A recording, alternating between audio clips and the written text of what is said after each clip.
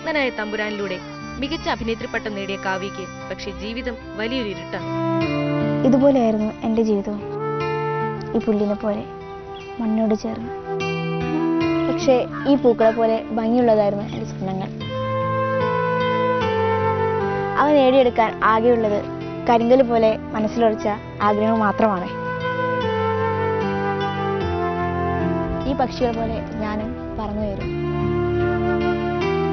അധ്യാപകരുടെയും നാട്ടുകാരുടെയും സഹായത്തോടെയാണ് കാവ്യ കണ്ണൂരെത്തുന്നത്.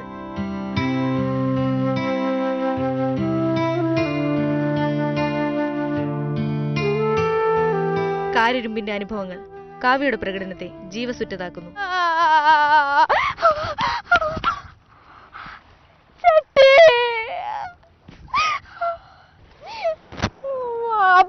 തമ്പുരാനെ, ഞാനല്ലാതെ എനിക്ക് വേറെ ആരുമില്ല.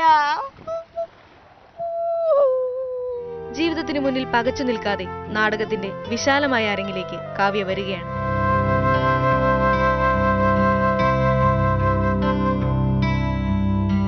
മാതൃഭൂമി ന്യൂസിനു വേണ്ടി മാതൃഭൂമി ഓൺലൈനിൽ നിന്നും ലക്ഷ്മി KL.